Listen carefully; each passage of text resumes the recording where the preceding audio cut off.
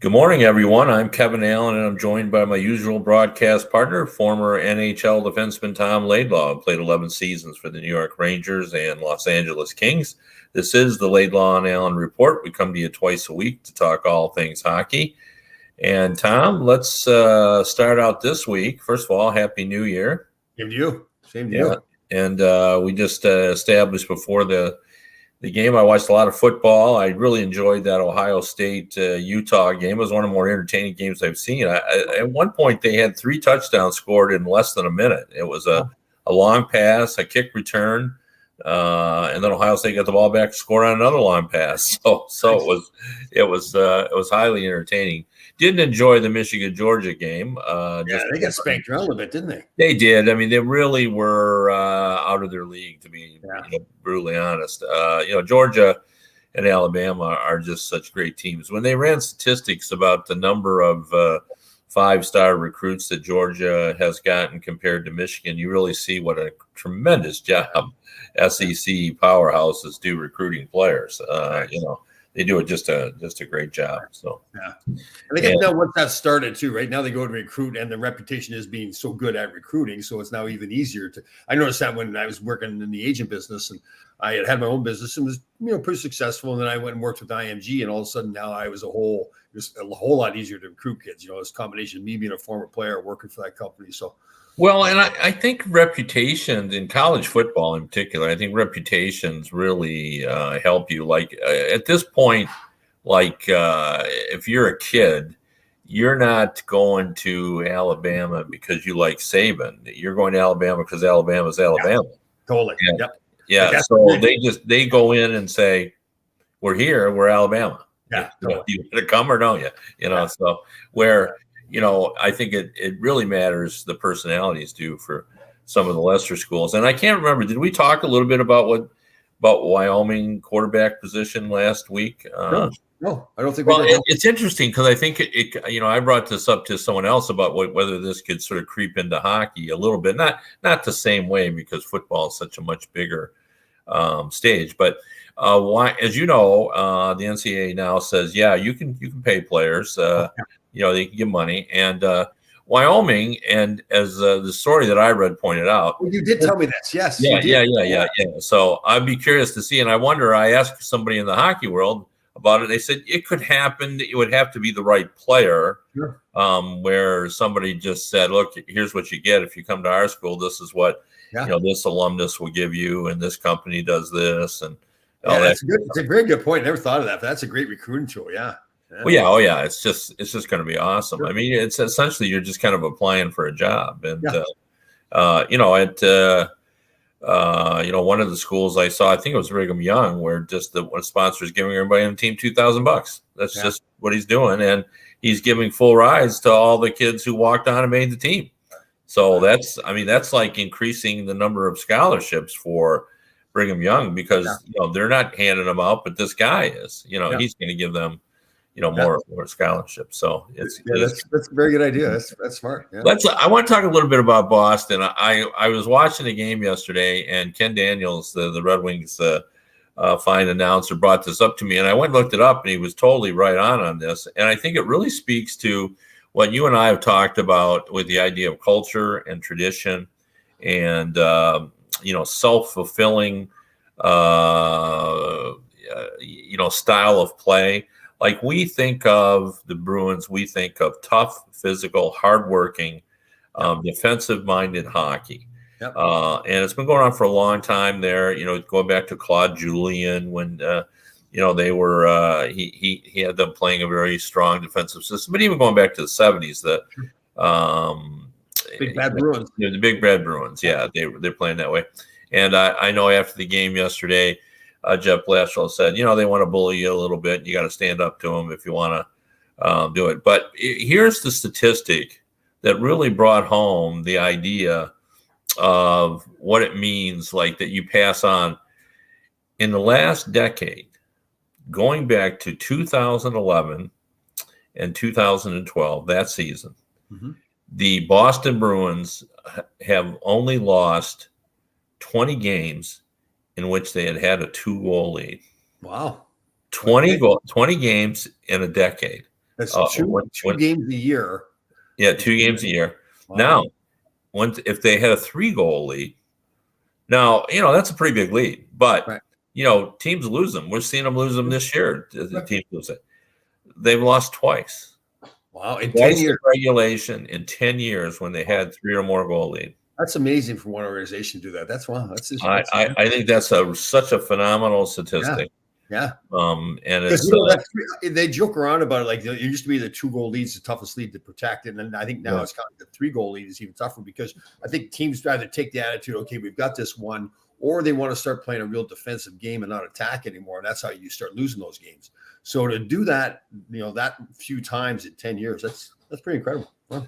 Well, yeah, and we saw it last night where I think didn't the Penguins have a 6-2 lead going into third, and then I'm pretty sure this is accurate, and then the Sharks scored 3 quick goals in the first 4 minutes, and suddenly it was 6-5. Now the Penguins, of course, because of the Penguins, they got it together, and I think they ended up winning 8-5. Right.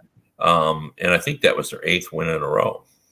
And you know what? It's amazing. I heard somebody on the radio talking about the Pittsburgh Penguins and talking about that very thing, how well they're playing. Malkin has been out all year long. Crosby's missed like half the games. So everybody thinks, well, they got those great 2 players. Well, they don't really have those great 2 players, and they're still finding a way to win. So, well, yeah, and guess what? Malkin's coming back in a week. Yeah, I know. He's practicing with the team. He's just wearing that no contact jersey. What color is that? Red? Yellow? Red or yellow. Sometimes teams have a guy in yellow. But okay, all right. Well, you can't. Anyway, you can't hit him. Can't hit him in practice. Yeah. But what would you want to hit him, Kenny Malkin? So. In fact, if I was a head coach and one of my players was running around and hit Malkin, I'd say, "What are you thinking?" Well, the rest of the team usually does the same thing. They're like, "What are you doing?" Yeah, exactly. But here's the thing: those might be great players, but the MVP, if you're going to pick the MVP of the league right now, who would you pick? Right now, based on the players. No. Well, I give you a good one there. But then another Russian, Igor Shesterkin, the goaltender with the New York Rangers. Oh my God! Yeah, I mean he's certainly in the mix. Yeah. But I'm not saying for the body of work. I mean, there's other guys like Ovechkin, even just this season, Shesterkin's been hurt, but man, the way he's playing right now, just unbelievable. I'm a huge Vasilevsky fan, but man, Shesterkin's unbelievable. Yeah, no, I that's a great choice. I just happened to see Ovechkin Friday night, right? And he was just a beast yet again. So what record now? He's what, 3rd overall in goals? Is that what it is? He passed over. Yeah, and he's the number 1 power play goal guy. Yeah. It took him a while. He got credited for a power play goal like a few minutes after he actually got it because they didn't have the timing right, and it looked like on television that he got it. Right. But they said no, they didn't officially list it as power play goal, the time on the flaps. But when they actually looked at it, somehow the timing got screwed up, and he did indeed get the power play goal. So, and it was such a typical Ovechkin goal. 45 feet out, just blasted. It was way out by the blue line. Yeah, just blasted it. The old time hockey. I'm man, like again, listen to the radio. They were talking about he's having his best season he's ever had this year. Correct. Yeah, 36 years old. He carries that team. They go as he goes. And now Backstrom coming back. Backstrom has not been in the lineup yet, right? Or is he he played his 4th game Friday night. Yep. Yeah. Well, and again, Blashill was talking about Ovechkin, and he goes, what nobody ever talks about, but it is so true, is Ovechkin is just a beast out there. He's just a big guy. I know. So for him to be able to do what he is, and he's so durable. Yep. He's in every game. But going back to the Penguins, they're for real. They're suddenly. But how are they for real though? I mean, I just don't get it. You look at the team; it's good team. Don't we say that all the time? Yeah, no, I agree. No, good team. Yeah. We say good team until they lose a big player. Then we go, oh man, they're in trouble. They're in trouble now. Yeah, they can't do it. It depends on how you feel about it of that team, whether or not you believe it's a team concept or a superstar kind of leading the way. Did you watch the outdoor game? I did. We saw some of it, and then it got out of hand, and it was less fun. Yeah, I know. But I loved the fact that it was so cold. just sort of added to it. And, I've said this before, and I know a lot of people feel the same way I do. Had it not snowed on that first outdoor game, and we had that snow globe effect where it was beautiful snow coming down, and Crosby ends up scoring the game-winning goal. I wonder if the Winter Classic would be as popular as it is today. Yeah. I remember, like, James Patrick does our show with us on Thursday, and he was the assistant coach with the Buffalo Sabres at the time. He said it was just incredible to be a part of it. That, the snow was, did affect the play a little bit, but it was the same for both teams. It was just a tremendous atmosphere. I'm with you. I think that's the case with, like, even the first game they had up in Edmonton, right? Edmonton and Montreal. Yeah. Oh, yeah. That was beautiful, too. It was cold. Man, it was cold. I watched that first period down near ice level. Yeah. Commonwealth Stadium, is that right? Where you there? Oh, I didn't know you were there for that one. Yeah. No, I saw all the early. I probably saw the first 7 or 8 Winter Classics, and I did all the outdoor games. The funniest outdoor game I covered, and I'm really telling an embarrassing story on myself, but I hope people will forgive me when they hear why. But so I covered the 2014 Olympic Games, and for reasons that are still unclear to this moment, I was scheduled also to cover an outdoor game that was just 2 days, I think, after I arrived home. So I think I got home on like a Friday and Sunday. I had to be in Chicago to cover the game at Soldier Field. Right. On the last week at the Olympics, I got sick. Just felt miserable. Not enough to where I couldn't cover anything or I had to go to the doctor, but it felt like just a horrible head cold, and I just couldn't breathe and all that kind of stuff. And then to top it all off, I stayed an extra day at the games so I could go to Moscow, because I had never been to Moscow. I'd been to Russia, but I hadn't been to Moscow. Oh. So I went up to Moscow, spent a day there, saw all the tourist things, but still felt crummy. Got home, still felt crummy, but didn't go to the doctor, went right to Chicago. So I'm up in the press box in Soldier Field, and the Penguins and Blackhawks are facing off, and Taves and Crosby get into it early because they don't have a lot of love for one another. And I'm watching this game, and we were like 4 minutes into it. I'm sitting there, and I remember I had my head laying on my hand, and I'm watching the game. No. And the next thing I know, there's 4 minutes left in the first period. Now, I'm assuming either that or it was alien abduction, but I must have fallen asleep because I have no idea. I mean, there wasn't anybody around me. Like, there was but it had to have happened before to other reporters. There's got to be somebody. Oh, yeah, I'm sure, but it hadn't happened to me. Right. So that's not the way I do business. But I'll tell you, I mean, that's the only explanation. I'm sure I had to fall asleep, but I just totally blanked out for about a better 12 minutes, maybe 10 minutes. Anyway, so I woke up and I thought, oh, people must have noticed. But for some strange reason, there weren't a lot of people at that game. And I was kind of tucked away, kind of in a corner. Yeah. So there wasn't anybody around me. Oh, that's and did you miss much, like goals and everything? Or? No, not, it wasn't that big a deal. But other than I was embarrassed that I had fallen asleep. I mean, how professional can you be? But other than that, you're the consummate professional. Well, there is a corollary to the story. So, of course, I covered the game, write it up. The next morning, I get up, come back to Michigan. I immediately go to the doctor. I went to urgent care. And this either qualifies, it not probably qualified at the time for terrible bedside manner, but it was hilarious. Is the young female doctor. She says, open your mouth. She takes that stick and puts it in. She looks in my mouth. She turns away and she goes, oh, my God. She said, that is the worst looking case of strep throat I have ever seen. Oh, really? Oh. Yeah. So I had strep throat. She gave me antibiotics. I felt great the next day. But, the thing about it is I will never forget that. She just really turned away and said, oh, my God. Yeah. I said, what is she thought you were tough enough to handle it. That's why. I guess. But anyway, so that's the story of I slept for, I don't know, 8 or 10 minutes at an outdoor game, but when I was just feeling crummy. Have we done a show since they canceled the World Junior? Did we discuss that?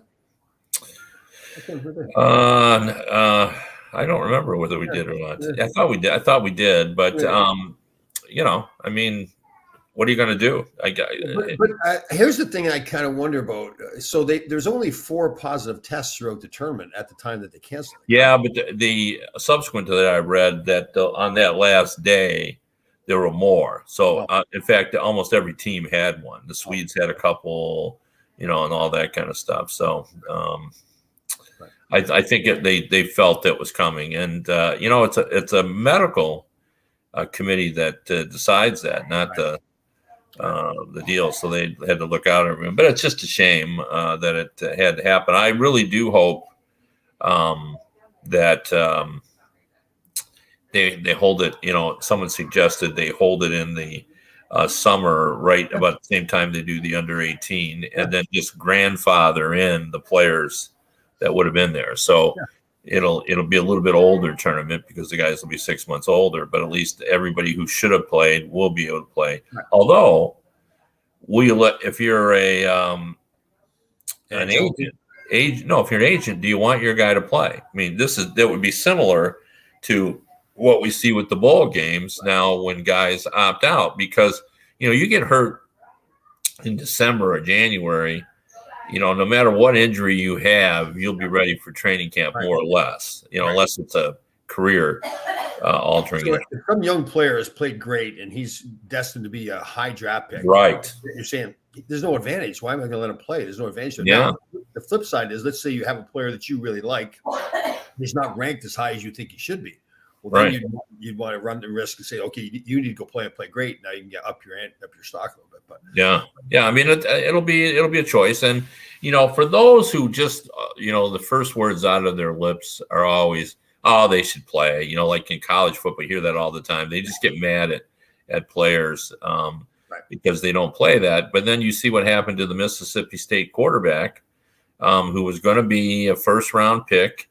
And played in his bowl game, was injured. He's going to be out an extended period of time. And word around the league is he will not be a first-round pick.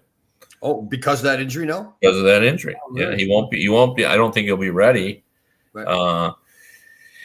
So they think he's going to fall. So, and it can have an impact, and it's kind of a scary thing. And, you can say, well, yeah, you can get insurance to cover that, but not really. Not for the amount of money those guys potentially can make. So, and it sends you off on the wrong foot. Like, let's just say he can't play in the fall. I have no idea. Maybe he will be ready, but let's just say he can't. And so someone now takes him in the third round, but they're not going to get him. So now he doesn't show up for another year.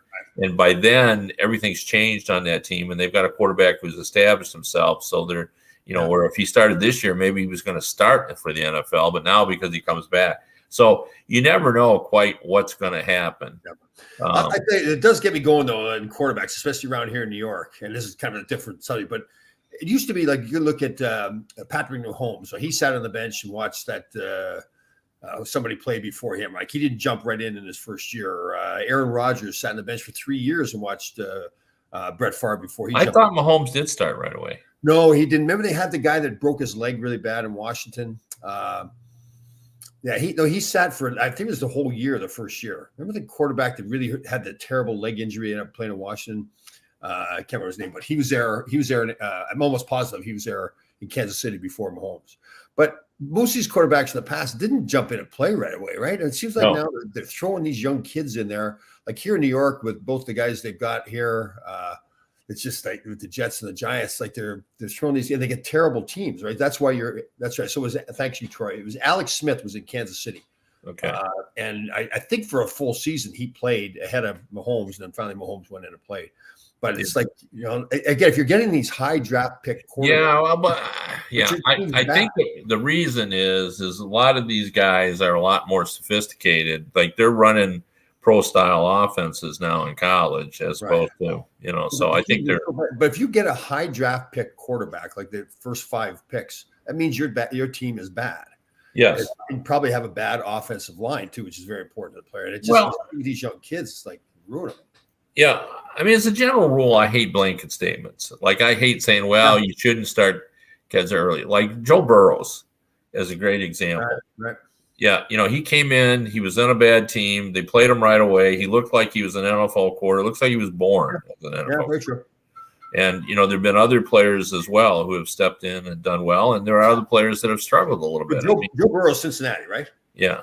But and Cincinnati is a pretty good football team right now. Well, they are now, but they weren't when they drafted them. They were the worst team in the league. Yeah. So, yeah. So I think it just depends on who you are. But you are right about this. They're bringing more and more younger players are stepping right into the role. Right. And that's the same in the National Hockey League too. I mean, these young players, there's more thrown at them right away. The expectation is higher. The Blackhawks. Yeah, see, I'm still talking hockey, but the Chicago Bears went with Fields, the Ohio State quarterback, right out of it, and he didn't get the job done. He looked like he was a rookie quarterback. So, it's like anything else. I think you got to I look at it by case basis, and the one thing about it too is there's so much pressure on all these players when they're coming up, because they expect the fan base just expects so much out of them. And used to be, and this is true in hockey and football. People would say, well, he makes a lot of mistakes, and now they say he's a moron, or he's an idiot, or he doesn't care, or they just cast all kinds of things on players without really knowing, the facts of it all. That's for sure. Bruce Boudreau in Vancouver, they lost the game there, but that was in overtime, right? So he still did.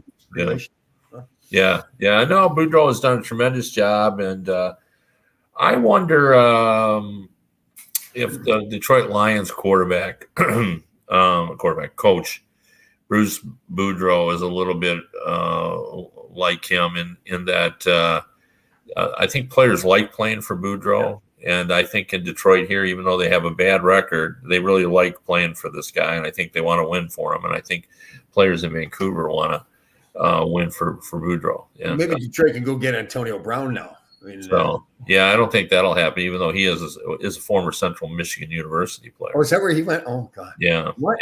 You know what? And I almost feel bad laughing because there's got to be something wrong with that guy. Yep, for sure. I mean, I saw someone say on the news show today saying that, all I hear is people laughing about him, but this kid clearly has a mental illness. Yeah. And,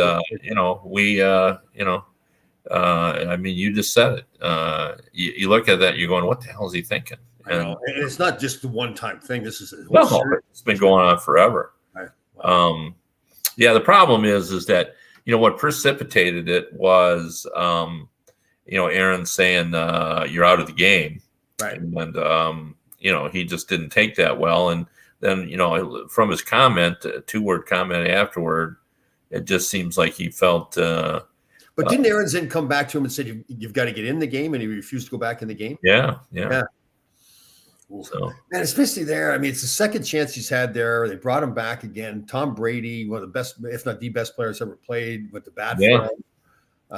It's hard to feel sympathy for him, although it sounds like he is a little mentally unhinged at the moment, and maybe in need of some medical intervention. Speaking of an athlete that needs help, there's a lot of noise about Evander Kane potentially getting traded. Have you heard anything? Yeah, well, I mean, I've had general managers say don't rule out he's not going to get traded. That it helped him that highly respect. He's playing for a highly respected minor league coach, Roy Sumner. Roy Sumner is there? I didn't know that. Oh, yeah. So, and everybody, thinks the world of Roy. He's been around a long time, yeah. And he said good things about Evander. I saw quotes from him about him. Yeah, but if I'm the general manager, if I'm Doug Wilson in Vancouver, San Jose, although he's stepped down right now, right? He's still not there. But if the organization comes to him, they're going to say, listen, say nice things about this kid, right? Because we're trying to trade him. Yeah, I guess. But, boy, that doesn't sound like Roy. But he's a good company man. I guess so. I mean, he's been in the game a long time. I mean, you're probably right. But anyway, we talked before about, there's nothing wrong with Evander Kane's production. Oh, no. So and like we talked to, if you got a strong locker room where you feel a lot of leaders there, then you put him in there, and I wrote that I thought that like Tampa, should go out and get him, and people wanted to crucify me, but I'm just thinking, I don't think Victor Hedman or Point or Kucherov or John Cooper or Vasilevsky would concern themselves one iota. If he's going to help them win another Stanley Cup. That's exactly right. Yeah. And what he does, like, it's not like, I can't see any one of them saying, well, he's such a distraction for us. Yeah, totally. This is a focus group. I know. Yeah, you're right. Like people have made those kind of comments. Even go back to the sexual abuse case there in Chicago, where they made, we don't want the players to be distracted. Really? Come on. They can be distracted by stuff like that. I mean, you're not going to, then you don't have the right people in the locker room, then you're not going to win anyways. So, yeah, I mean, and that's a constant theme for coaches about, leave aside everything but what you're trying to accomplish here. I mean, that's the way they do it. How about, I know, again, I'm a little bit biased with the Rangers, just a little bit, but so they go down to Florida, they lose a game to the Panthers that they probably should have won, although you got to give the Panthers credit. They came back and won the game in the third period.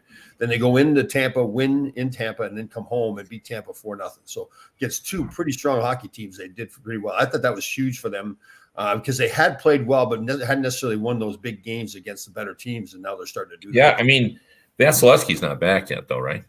Yes, he played yesterday. Yes. He did that. Yesterday was the first game. Okay.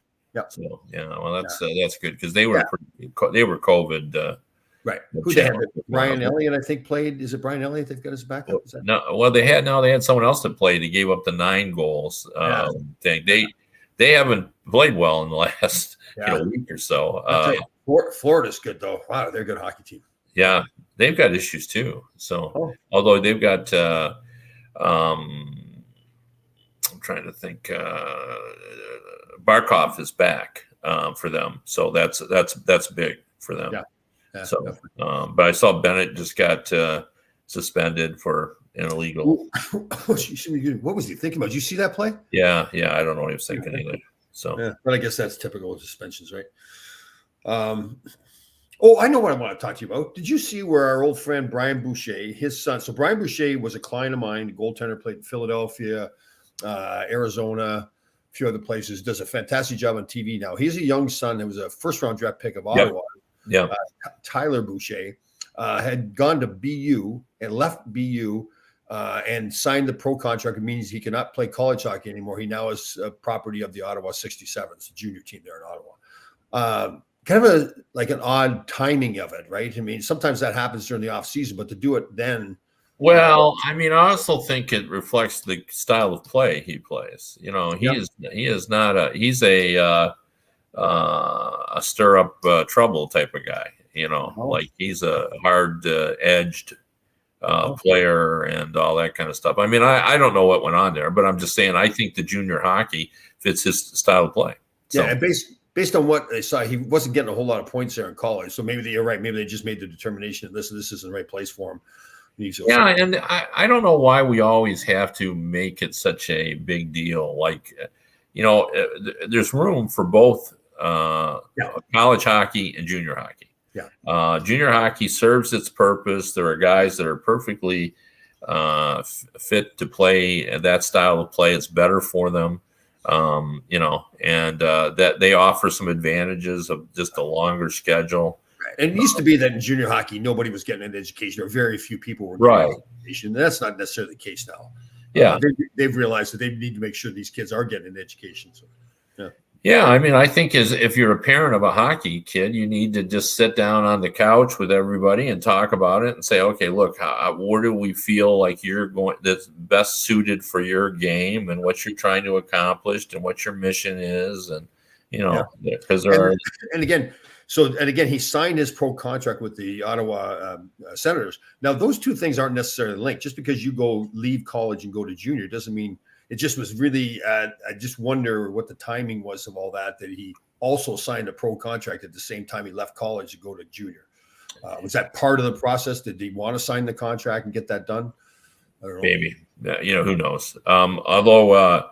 And there have been some pretty great players that didn't go to college, American-born players. Jeremy Warnick, I think, lasted 1 week at college. I remember. That's right. Yes, that's right. Yeah. Book. He said that what put him over the top is when the professor started talking about a syllabus, and he looked to the guy next to him. And he goes, "What in God's earth is a syllabus?" And school wasn't his thing. And Jeremy Warnick's a smart guy. I know Jeremy quite well, and he's very smart. But the school wasn't his thing. Yeah. Wait, is he got a podcast going now? Yeah, he does. Yeah, for sure. So, So it wasn't right for him. Mike Modano didn't even consider college or not very hard. He went right out to Prince Albert and played out there. So, for some guys, Patrick Kane was not a college player as well. So we've had. And you and I feel the same way about Wayne Gretzky. So I want to be careful when I say this. But when he first got on TV there back in October, he'd had the hair dyed. Somebody convinced him to dye the hair jet black.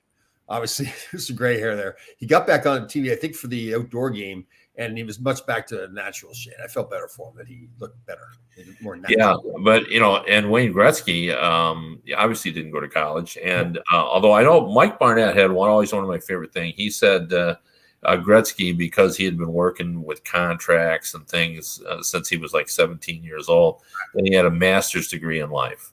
Yeah, and I think that's totally accurate. Like, Wayne, because of all he's had to deal with in terms of being a superstar, like he is so savvy in life. That is true.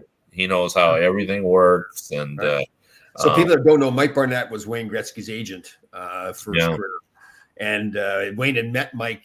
I think Mike was he a bartender in Edmonton or something like that when he took over? I don't remember the story. I do know Mike played, pro hockey, but I don't remember how they met. And then ultimately, Mike was hired by IMG, and I knew Mike from my time in LA when Wayne was there. So when I got in the agent business, Mike and I would see each other on the road all the time. And I had my own business. That's when he asked me to join IMG. So that was, But there's no doubt that. So there are both, getting back to where we started this. There are, multiple paths to go, and we all know that European players also have their own path, and they seem to get over here and do fine. And I just had this discussion. I guess there's a player that's coming up next year when Bedard, not this upcoming draft, but the one that there's a Russian player with Bedard. Oh, that Connor Bedard, and he's almost as good as Bedard, and he's tied up contractually for a long time. And so there was a discussion I had with someone about, would people not take him because we're not going to get him right away? And the person I was talking to said, well, the Kaprizov thing worked out pretty well for Minnesota. They had to wait for him, but when they got him, he was ready to go as a superstar. So I guess to me it will depend on who you are. Like if you're a terrible team, and you're selling hope in addition to talent, you're going to want that guy in your lineup right away because you're trying to sell tickets and everything else. If you win the lottery and you move up and you already got a pretty good team, then you're going to say, "Oh, I'm going to take that guy because I can sit on him for a while." Sure. So you're right, and that's the unfortunate spot of the team that maybe isn't that good, because if they do pass on that player to get a guy that they think is ready right now or they can have right now, then down the road everybody's like, okay, hold on, you passed on this great player. Right. And there's those stories do haunt you forever. I remember, was Kirk Muller came out at the same time, was number 2 behind Lemieux, is that right? I think that's right. Yes. Well, I believe only one person and the hockey news poll of players that we said Muller was the choice, should be the choice. And I'm sure he has never lived that down. Right. So remember, you think of Mario Lemieux. So when I was in the agent business, there's a player that the Oilers took, I think 6 overall, and he was supposed to be the next Mario Lemieux. Was it Jason Bone Sr.? From the Buffalo area. Yeah. Right. And he looked like him, skated like Lemieux, everything. Yeah, big, strong kid. 6 overall, they took him. Then he never ended up playing at all, I don't think, did he? He played pro hockey. I don't know. I think he must have gotten up for a cup of coffee. But I know. But it's funny, right? You look at so many of those kids, and it's nobody's fault. It's like, they're playing junior, and you think, yeah, he is that good. Wow, he looks just like Mario Lemieux. He can do all the same stuff. Then once you got to be pro, it just didn't happen. You don't know. I remember Daryl Sittler's kid, Ryan Sittler, was a high draft pick. And everybody, Alexander Daig looked like $1 million in the junior in the Quebec. Ottawa put him in a dress, for God's sake. Didn't have some promotion where they had him in a dress his rookie year. Well, when you say that, it rings a bell, but I don't recall exactly how it all came down. But that was a kid that I really thought. I remember watching him in a game. I believe the game was in Pittsburgh, Right. Because I can remember just sort of looking down, and he had a breakaway and took a shot from, I'm not exaggerating, felt like it was from 30, 35 feet out. And I thought, there is a kid who lacks confidence. Like when you're on a breakaway and blast away at 30 feet, you're just not feeling good about yourself. It's probably true. Yeah. Right. So. How about Radek Bonk? Remember Radek Bonk? He was one of our clients when I was at IMG. Radek, and he ended up being an okay player. He just wasn't a great player. I think he was second overall. It was second overall. He was playing for Las Vegas in the International League at the time. Yeah, and everybody thought the world of him. And I know all the hockey card companies were trying to sign him and trying to get him on. And so now, your wife. Sorry, it just bothers me. I can't. So your wife's not feeling well.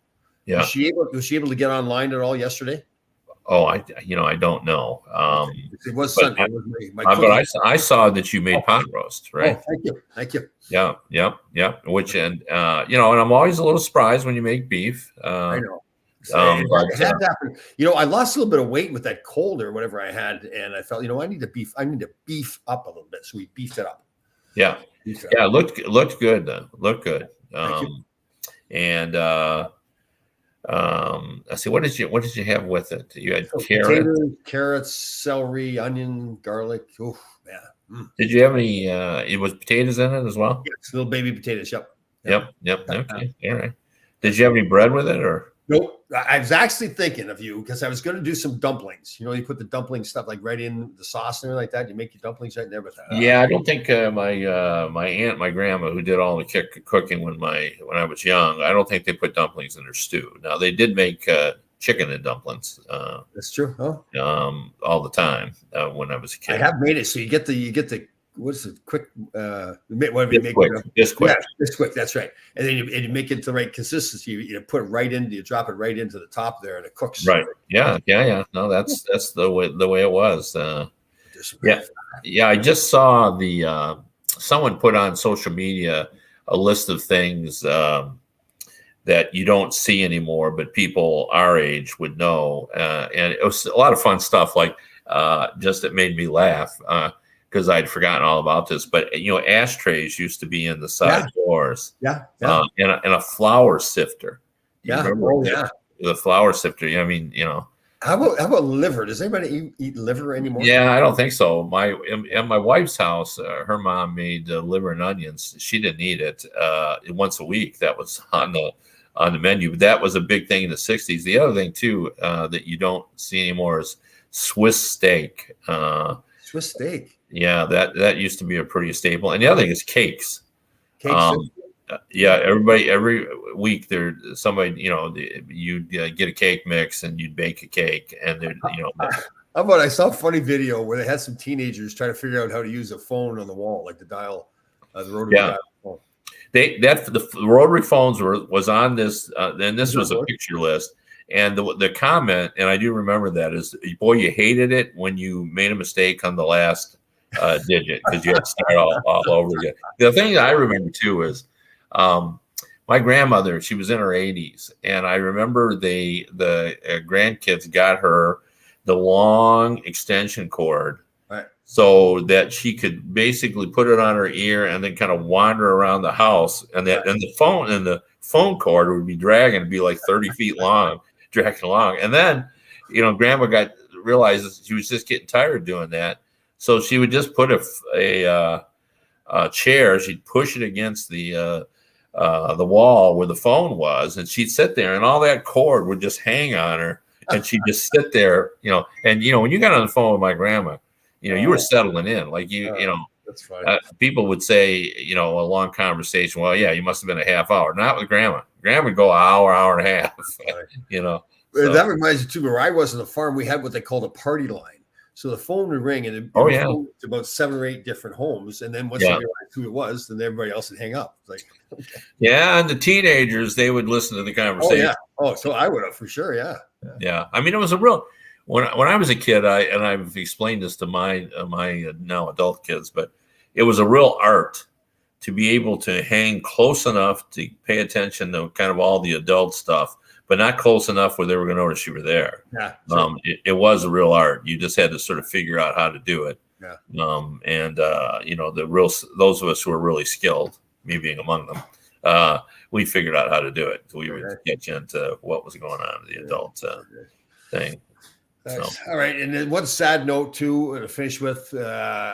Well, actually, I was going to joke around a little bit, but I was talking about my New York Giants, how bad they played. But we lost some pretty important people in the sports world. Dan Reeves, former. Yeah. God, I remember just when he was a running back with Dallas, he was one of my favorite players. I remember his football card, having that. And the great John Madden as well. Wow. That's just awesome. I love the fact that they credited him with the kind of creation of the duck turkin or whatever it is they have. The turkey, yeah. Oh no, he was classic. Yeah, and the way they talked about it too, when they had their meetings and everything prior to the game, how he included everybody in the meetings, and he made sure that everybody felt comfortable and all that. And I'm sure everybody says things about somebody who's passed away, but the stuff they were saying about him, it's like, well. And he was a cleverly funny man. Like yesterday, they were running some clips on it, and they had the video highlights of, him noting that they had gone from 2 Gatorade buckets to 3, so that they could dump on the coach, the top player, and somebody else. And it's funny. I was watching the pregame shows too, and I didn't have the volume on. And one young reporter they had, and I think it was a former player. He did the John Madden hairdo and everything too. And I'm thinking, I wasn't really paying attention. I'm thinking, why is this guy didn't this guy know he's going to be on TV? But he had tribute to John Madden. He had the hair all over the place there. He put the tribute to Kevin Allen. Probably maybe John Madden got it from you, the whole hair thing. Yeah, well, he's a little bit older than me, so maybe I got it from him. So, all right, perfect. But that was a terrible loss. He was, it was interesting because like the week leading up to that, people were talking about the All Madden team, and there was a lot about him. And I had said to my wife, I hope he's okay, because it seems like they were kind of doing more than they usually do about it. So, okay. And then we lost Betty White. Oh. She's hilarious, and she didn't quite make it to 100, but everybody had already started celebrating it like she was there. So I was glad that she was able to see all that. And always happens in threes. You notice that, right? So Dan Reeves, John Madden, and anyway. I've heard that before. Yeah. So, but if you go, then I better be careful because I might be not too far behind you. Yeah. I appreciate that. Well, looks like we've gone even farther than we normally go in a lot of different ways. But we appreciate everyone tuning in. We'll be back on Wednesday. Talk about all things hockey, probably Tom's cooking, maybe my wife's interest in Tom's cooking. Lots of other things. But if you want to read what I have to say, I'm at DetroitHockeyNow.com and HockeyBuzz.com. And if you want to listen to the radio version of this show, you can go to radio.co at 365 Sports. Again, that's radio.co at 365 Sports. We'll see everybody on Wednesday.